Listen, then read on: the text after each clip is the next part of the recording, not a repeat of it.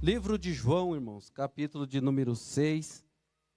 Livro de João, capítulo de número 6 e o verso de número 22. Livro de João, capítulo 6 e o versículo de número 16, melhor dizendo. Glória a Deus. Aleluia. E o versículo de número 16, irmã, desculpa aí, tá? Graças a Deus. Vamos ler aqui, os irmãos conseguiram achar, digam amém. Nós temos pouco tempo, mas vai dar tempo. Nós vamos remir o nosso tempo aqui hoje. E quando veio a tarde, os seus discípulos desceram para o mar. E entrando no barco, passaram o mar em direção a Cafarnaum. E era já escuro, e ainda Jesus não tinha chegado perto deles. E o mar se levantou porque um grande vento assoprava. E tendo navegado uns 25 ou 30 estádios, viram Jesus andando sobre o mar e aproximando-se do barco, e temeram. Porém ele lhes disse, sou eu, não temais. Então eles de boa mente o receberam no barco, e logo chegou à terra para onde iam. Amém, irmãos? Graças a Deus. Irmãos, hoje nós vamos meditar nesta palavra aqui. E nós vemos Jesus citando esta região de Cafarnaum e também da onde ele despediu os seus discípulos que saíram à frente de Jesus, porque eles estavam no território de uma cidade chamada Betsaida. E devido, irmão, a muitas das vezes a gente pregar e não saber a localização, não saber nem de onde está falando, que lugar que fica isso, eu trouxe um mapa aqui para mostrar bem rapidinho para os irmãos.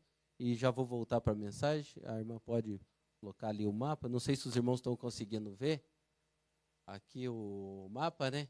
Irmãos, esse amarelo aqui, ó, é o estado de Israel. Certo, irmãos? Ele tem 600 quilômetros daqui até lá. E tem 70 de assim, ó, de atravessado. Esse pedaço aqui foi separado uma vez para os palestinos.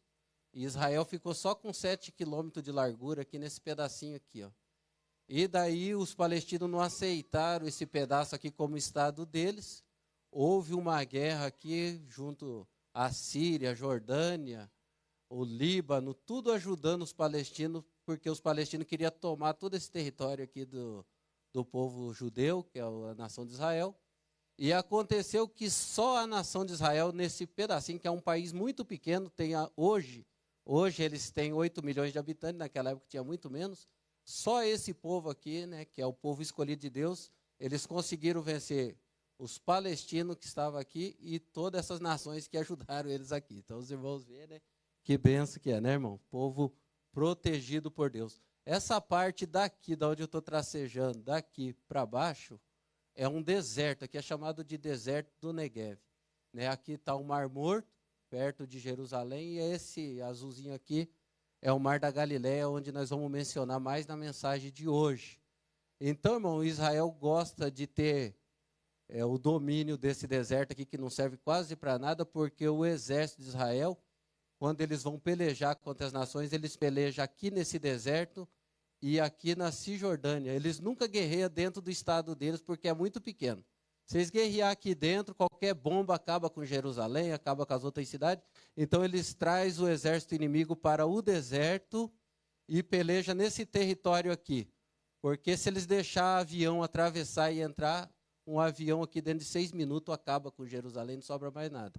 Mas graças a Deus, é a nação escolhida de Deus e todos esses países aqui em volta já fizeram guerra com Israel. Israel é um país pequenininho no meio de todos esses outros países. E tem a proteção de Deus, Deus protege eles até o dia de hoje. Gostaria também de dizer para os irmãos que esse braço azul que os irmãos estão vendo aqui, isso daqui é o Mar Vermelho, tá, irmãos? É o Mar Vermelho, aqui é o canal de Suez. Parece que eles abriram mais um pouco aqui para os navios poderem mais para frente pegar a mercadoria. Vocês viram que esses dias no jornal, um navio de 500 metros trancou esse canal aqui. E vão pagar bilhões de multa porque os outros navios não conseguiram trafegar aqui no canal de Suez, que é o Mar Vermelho. Então vejam bem que aqui onde eles abriram os canal, o navio trancou tudo com 500 metros de comprimento, aí o navio não era tão grande assim, Mas aqui assim, ó, é onde o povo atravessou o Mar Vermelho quando saiu do Egito. Olha o Egito aqui. Então o povo subiu ali, atravessou aqui, onde que o povo de Israel atravessou o Mar Vermelho, tinha 38 quilômetros de largura, foi onde Deus abriu o mar para eles atravessarem. Atravessando daqui, eles não foram por aqui, porque eles não podiam guerrear contra esse povo aqui, que é os filisteus. Então eles não puderam ir por aqui, que era só 190 quilômetros, 170 quilômetros até a terra prometida. Então Deus trouxe eles aqui por baixo, eles deram toda essa volta. Aí, por causa da rebeldia, eles ficaram andando em círculo por aqui, 40 anos, passaram para o lado de cá, e quando eles entraram na terra prometida, entraram por aqui. Amém, irmãos? Passa o próximo aí, irmão, só para mim ver aqui o que nós temos.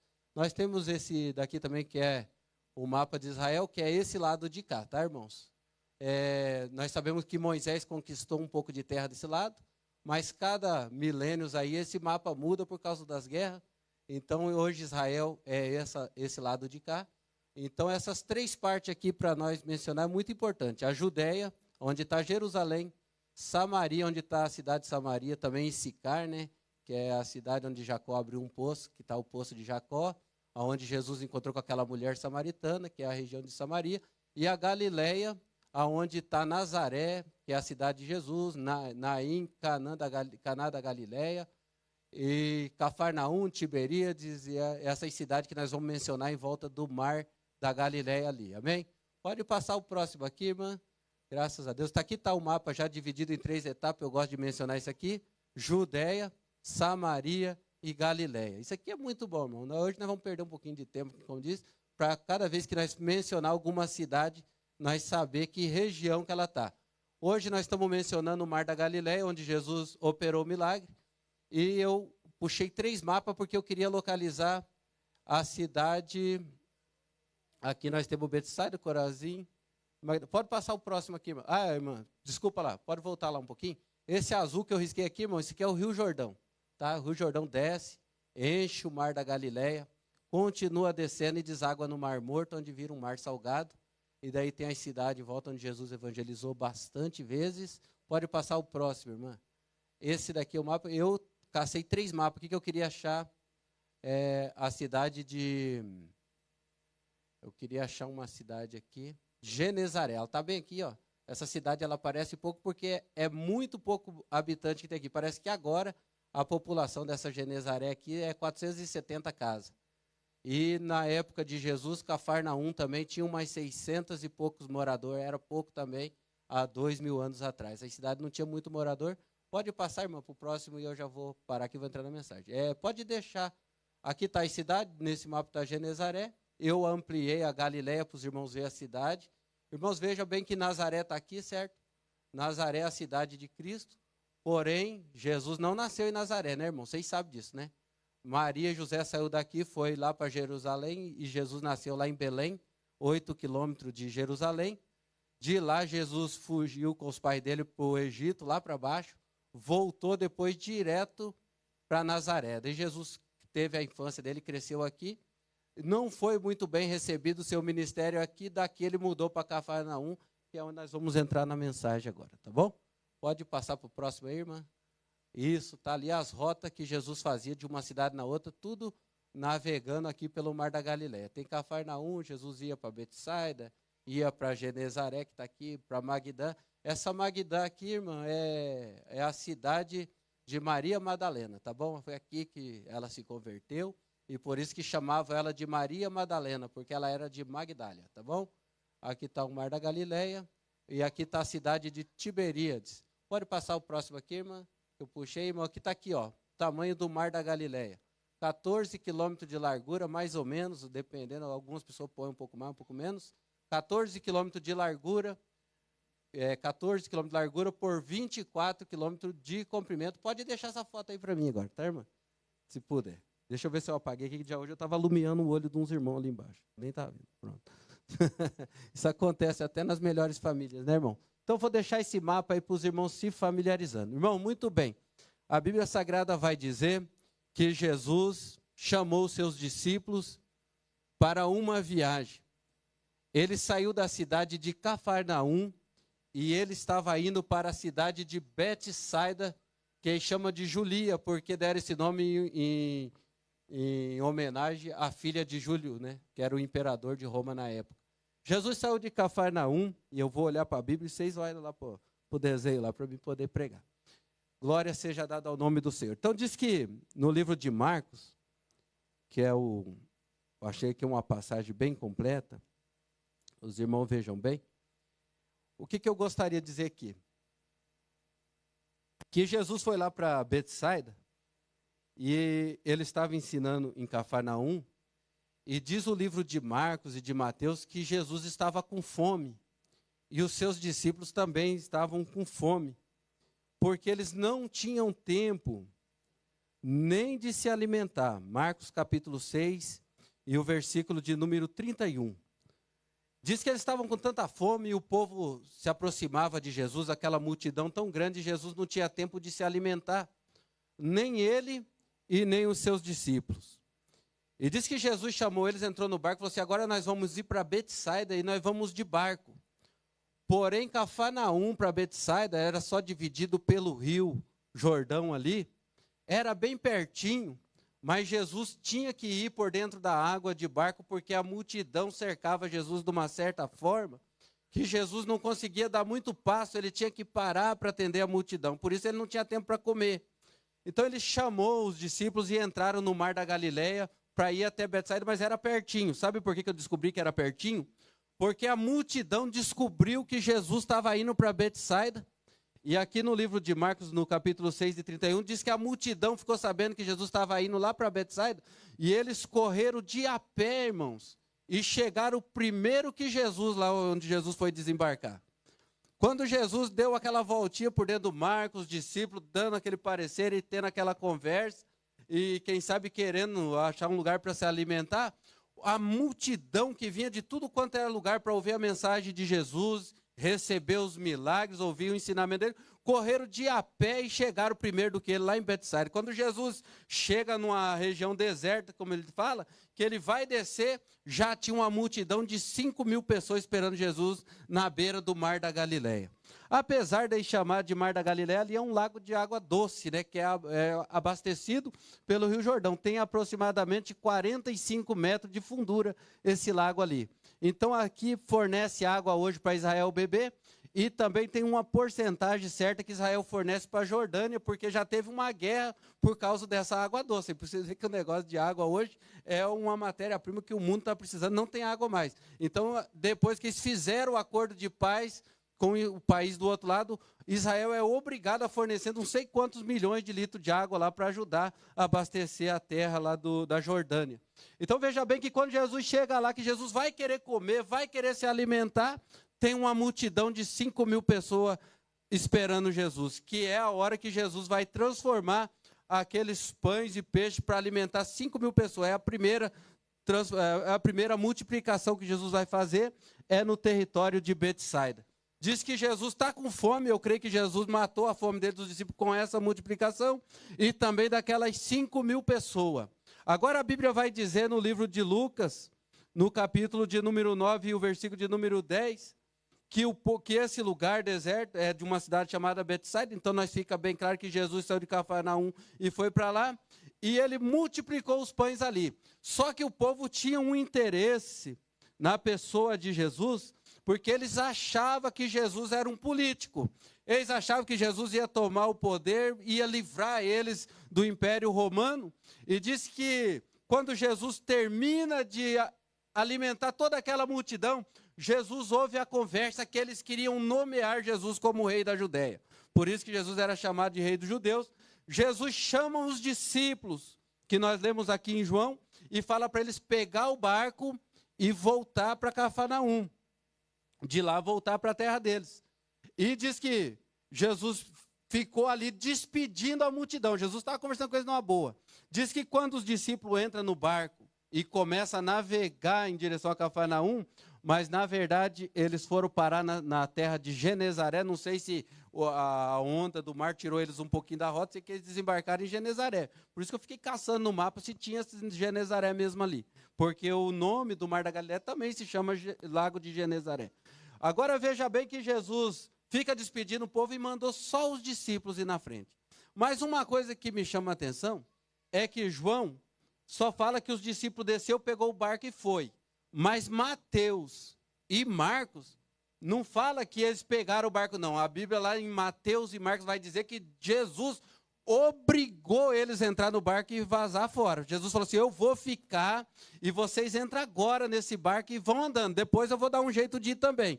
Então Mateus e Marcos vai dizer que eles foram obrigados a entrar no barco e ir para Cafarnaum ou Genezaré, onde eles foram parar.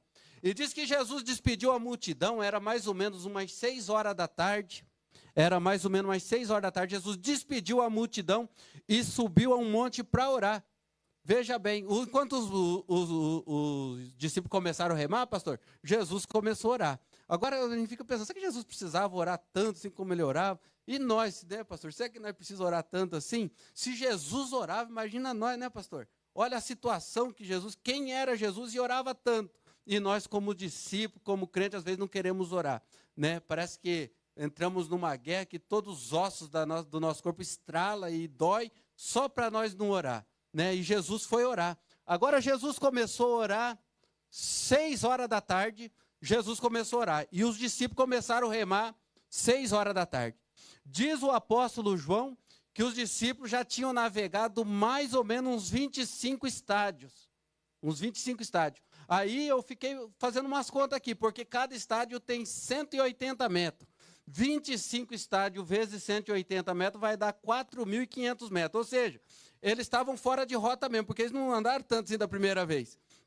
Eles estavam 4,5 km para dentro do mar e não conseguiam ir nem para frente nem para trás, porque o vento era contrário e eles não conseguiam navegar. Agora, o livro de Mateus e de Marcos vai falar assim que Jesus estava orando lá no monte, e lá do monte vai falar aqui que Jesus viu que eles estavam perecendo lá no meio do mar. Aí, irmão Antônio Batista, aí que entra o negócio. Eu estou vendo bem o senhor daqui, mas se o senhor tivesse 200 metros mais lá para trás, acho que nem de dia eu via direito o senhor. Agora Jesus começou a orar às 6 horas da tarde, já estava escurecendo, com certeza acabou de escurecer, os discípulos estão remando no meio do mar, a onda está alta, escuro, e Jesus está vendo eles perecendo lá, Jesus está vendo eles navegando com dificuldade. Aí a Bíblia vai dizer mais ainda em Marcos e Mateus, que Jesus, vendo eles remar, diz que quando foi que Jesus encontrou com eles, foi perto da 4ª vigília da noite. 4ª vigília da noite, Jesus chegou lá onde estava o barco, que ele foi andando sobre a coisa. Agora vamos mais um pouquinho de matemática aqui. Cada vigília tem 3 horas. Das 6 às 9 da noite é a primeira vigília.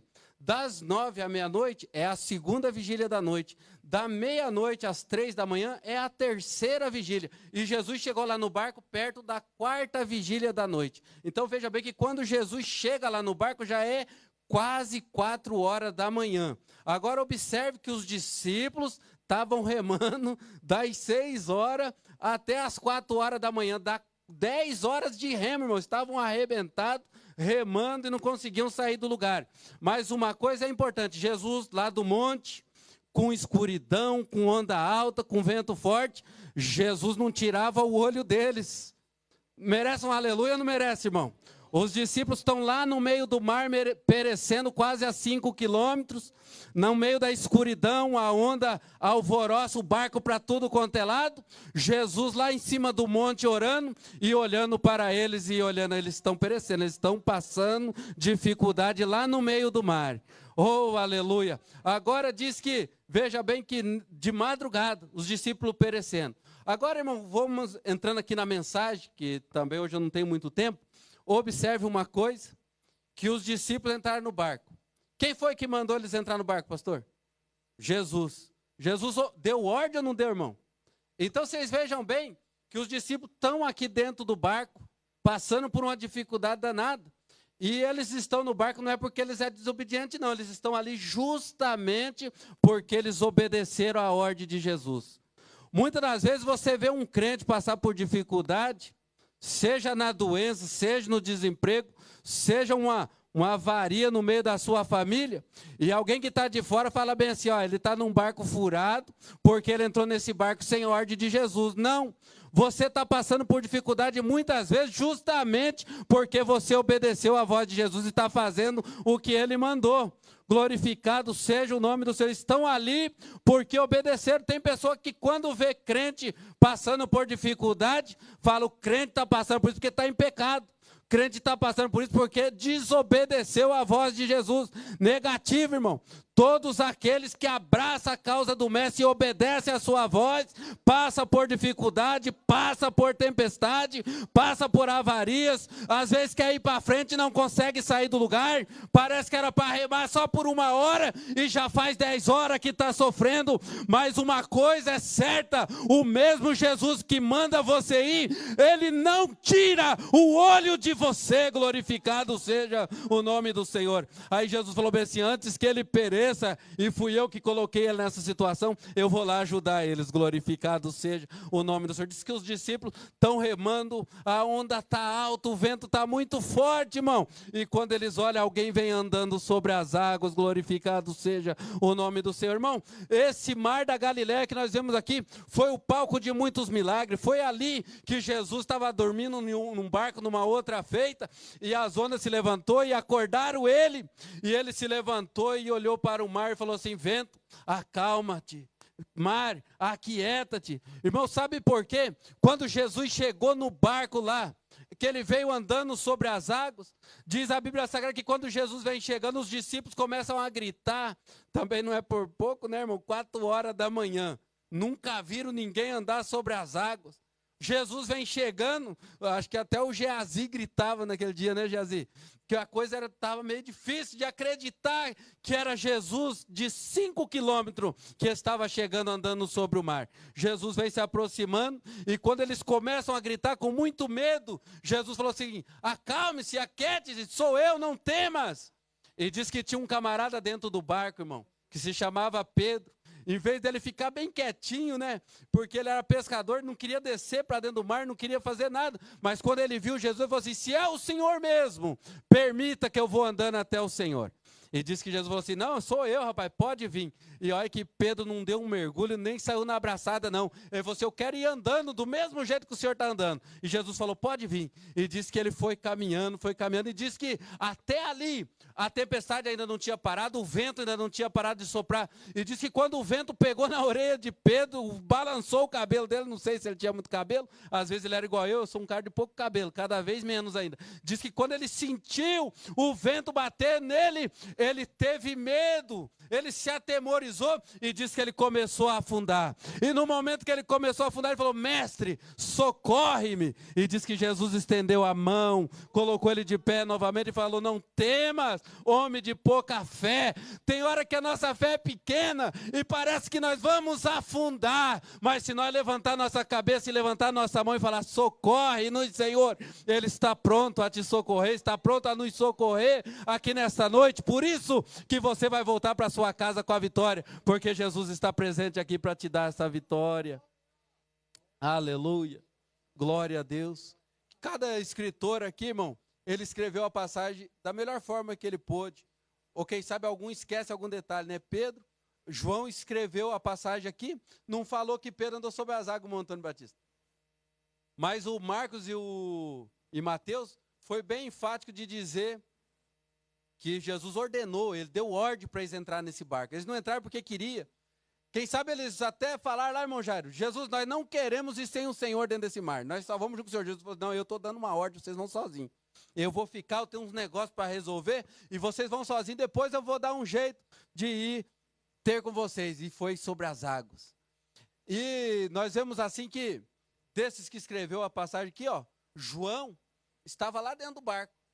João estava dentro do barco. Mateus estava dentro do barco também. Agora o Marcos, que escreveu aqui o Evangelho de Marcos, Marcos não estava no barco, ele não fazia parte dos 12 discípulos naquela época. Lucas nem citou essa passagem aqui, só cita a passagem da multiplicação dos pães, que ele cita que Jesus chegou lá em Betsaida para multiplicar os pães. Agora veja bem que João e Mateus não tiveram essa oportunidade de andar sobre o mar, mas o Pedro teve. Quem sabe quando o Pedro estava discursando muito feliz, e Pedro falou bem assim, olha irmão, um certo dia eu andei sobre as águas. Quem sabe algum discípulo falou assim, andou, mas afundou. E o Pedro batia a boca e dizia assim, afundei, mas andei, e vocês que nem saíram do barco. Tem 2 tipos de crente, irmão, para viver milagre nessa vida. Você vai ser o crente que vai ficar dentro do barco e contar que viu Jesus e Pedro andando sobre as águas? Ou você é aquele que vai participar do milagre, que vai sair, encarar a água e vai falar, eu fiz parte do milagre, o milagre aconteceu comigo. Ei, calabaçuri me cantará. Quando as coisas ficam muito ruins na nossa vida, irmão, a gente não deve se desesperar, porque você vai falar bem assim, irmão Pedro, agora o milagre vai acontecer comigo. Oh, aleluia. Se a gente ficar só dentro do barco, a gente vai ver o milagre na vida dos outros, mas na da gente não vai acontecer nada. Quem sabe nós vamos ser aquele que vai falar assim, ó, você está afundando porque ele está experimentando algo novo. Aleluia. Nós temos que ter coragem. Se nós estiver no barco, o barco estiver aí na pique, nós temos que ter certeza que Jesus vai aparecer e vai ir na fonte do problema. Porque quando Jesus chegou no barco, ele pegou na mão de Pedro, disse que eles caminharam até o barco, subiram no barco. Quando eles estavam dentro do barco, Jesus falou assim, vento, aquieta-te. O vento quietou. Sabe por quê, irmão? Porque o problema não estava no mar. Toda a vida o mar da Galileia teve lá. Mas o problema ali, a dificuldade ali era o vento. O vento era o causador daquela tempestade. O vento era o causador daquele estrago que estava para acontecer. Então quando Jesus chega no barco, ele não fala assim, ô mar, aquieta não. Jesus vai direto na fonte do problema, que era o vento, e fala, vento, aquieta-te. Aleluia. Quem sabe você está passando por um problema e você pensa que Deus vai agir de um jeito, Jesus vai agir da forma certa, porque ele vai na fonte do problema e sara ele, manda ele aquietar. Depois que Jesus falou assim, vento, aquieta-te, aí o vento para, aí ele vira para o mar e fala, mar, acalma-te, aí o mar ficou quietinho. E eles continuaram navegando e chegaram naquela cidade de Genezaré. Ficamos em pé nessa noite, que Deus vos abençoe em nome de Jesus. Quem está feliz aqui nesta noite, levanta a mão, dá um glória a Deus. Você nem sabe, irmão, mas enquanto você está aqui nessa noite remando, Jesus está indo na fonte do seu problema. Enquanto você está aqui cultuando, você não sabe nem como vai resolver a situação que você está vivendo. Mas Jesus sabe como é que ele vai resolver. Ele fala para você, ó, enquanto você rema, eu vou na fonte do problema e resolvo para você, aleluia. Eu sinto que esta noite foi uma noite de vitória para muitas pessoas que entrou aqui. Eu não tenho vergonha de falar não, muitas vezes eu já achei que o meu barco ia afundar mesmo. Eu já põe a mão na cabeça e falei assim, agora foi a pique mesmo. Agora, depois, quem sabe, é só catar os cacos. Mas eu lembro de um hino assim que o Zé Marcos e Adriano fez, que eles não tinham nada para oferecer para Deus, a única coisa que eles tinham para oferecer são os pedaços do meu coração, o hino fala. Deus, eu agora não tenho mais nada a perder, já perdi o sentido e a razão de viver. Sou um barco quebrado, espalhado no chão. E no final da frase ele fala assim, que ele não tem mais nada para oferecer, que ele vai oferecer só os pedaços do coração dele. Mas é aí que está o negócio. O que Deus faz com o vaso? Diz que ele moe tudo, né? Se você tiver só os pedaços e pensar que Jesus não está interessado nos pedaços, está enganado. Ele quer os pedaços do seu coração. Se você pegar e falar bem assim, a minha vida está em pedaços, a minha vida está em fragalhos, alguma coisa assim que se diz, né? Migalhas, está tudo moído. O que eu vou oferecer para Deus? Eu não tenho nem a minha mocidade eu gastei fora, não tenho mocidade. O que você tiver para oferecer para Jesus, Ele quer nessa noite. Ofereça os cacos da sua vida. Você que está me assistindo pela internet, você pensa que Jesus não te quer mais? Olha os pedaços que você tem, ofereça para Jesus nesta noite, Ele te quer. Ele te aceita. E desses pedaços que você tem para oferecer, Ele vai fazer de você uma pessoa nova. Vai fazer de você um vaso novo. O teu barco não vai afundar. Quando eu achei que o meu barco ia afundar, Jesus me socorreu.